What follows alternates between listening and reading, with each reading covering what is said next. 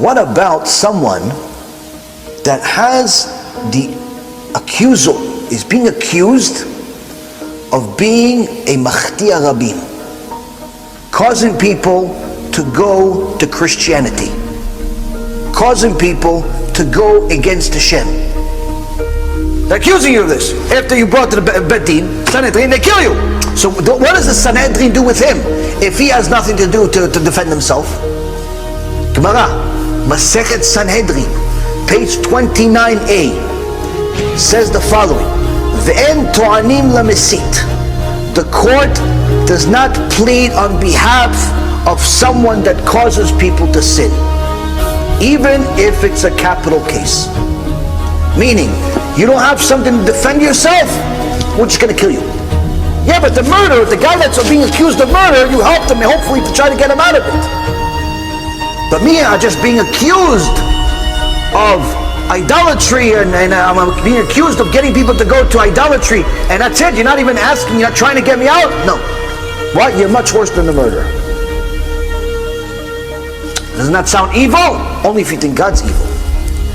Where do we get this from? Hashem himself. The Gemara says we learn this from HaKadosh Baruch Hu himself. Amar Rabbi Chama Bar Chanina. Rabbi Chama Bar Chanina says, the instigator, the guy that causes people to sin, the Mesit, is different than the potential murderer. Why?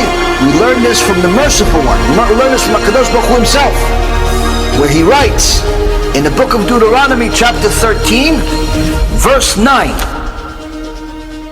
have no mercy, nor shall you protect him. On this person, HaKadosh Baruch Hu says, if a person causes people to sin, you are forbidden from having mercy on him.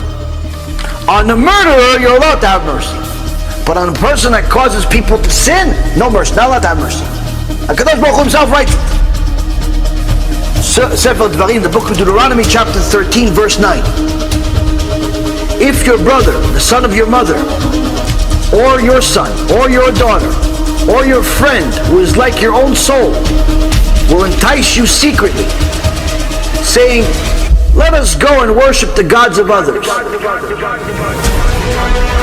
that you did not know, you or your forefathers, from the gods of the people that are all around you, those near to you, or those far to you, from one end of the earth to the other end of the earth. You shall not accede to him, and not hearken to him. Your eyes shall not take pity on him. You shall not be compassionate nor conceal him. Rather, you shall surely kill him. Your hand shall be the first against him to kill him, and the hand of the entire people afterwards. You shall pelt him with stones until he dies. For he sought to make you stray from near Hashem your God, who took you out of Egypt from the house of slavery.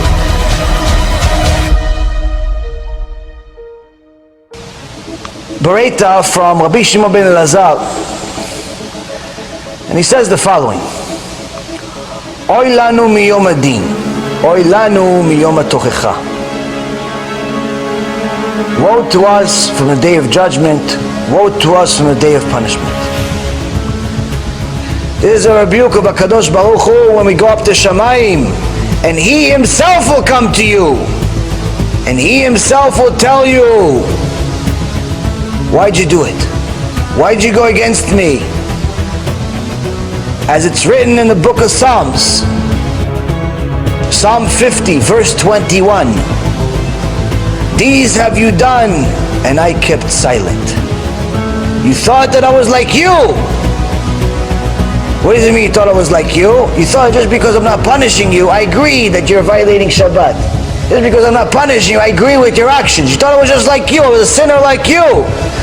But I will now punish you and lay it clearly before your eyes, meaning I'll show you every single sin right before I punish you.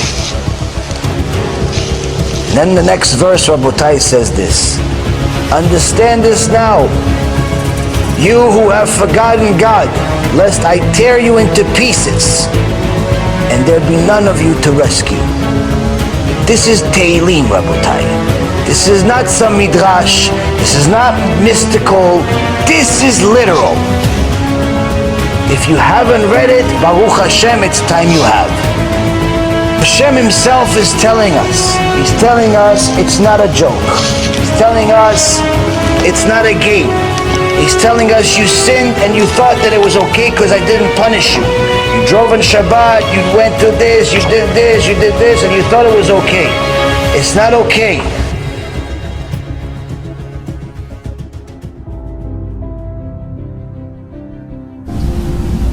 Your success, Rabotai Karim, has nothing to do with your skills. Your failure doesn't either. The success, destination, that's only determined by the Creator himself. You are responsible for the effort. Use those tools that Hashem gave you in order to serve Him to the best you possibly can, according to His instructions and not yours. If you do that, I promise you that the destination will be much better than you can get yourself on. BeEzrat HaShem, this will get us even closer to the right ideology, to the right destination, to get us, our people, our friends, our family, and all of Klal Yisrael and the rest of the world that wants to know God, to the right destination that HaKadosh Baruch Hu has designated for each and every single one of us. Baruch Adonai Le'olam. Amen ve'amen.